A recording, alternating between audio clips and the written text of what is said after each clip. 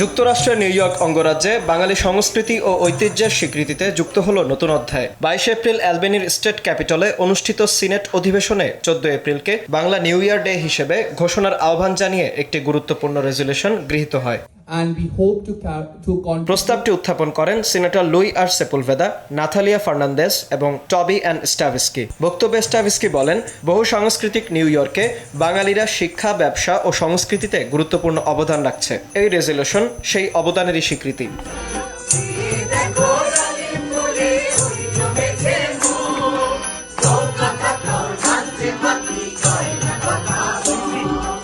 New ইয়র্কে 14 এপ্রিলকে Bangla new year day হিসেবে প্রতিষ্ঠার পেছনে মুক্তধারা ফাউন্ডেশন ও এর প্রতিষ্ঠাতা বিশ্বজিৎ সাহার ভূমিকারও স্বীকৃতি দেয়া হয়।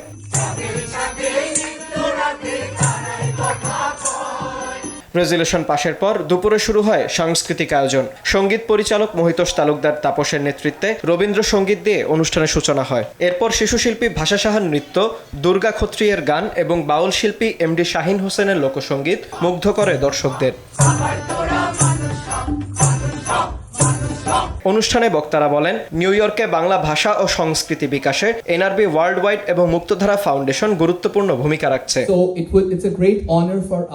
টাইমস স্কয়ার ও জ্যাকসন হাইটসে শুরু হওয়া নববর্ষ উদযাপন পূর্ণতা পায় অ্যালবেনির ক্যাপিটল হিলে। এই রেজুলেশন গৃহীত হওয়ার মধ্য দিয়ে বাংলা নববর্ষ এখন নিউ ইয়র্কের একটি আনুষ্ঠানিক সাংস্কৃতিক দিবস হওয়ার পথে।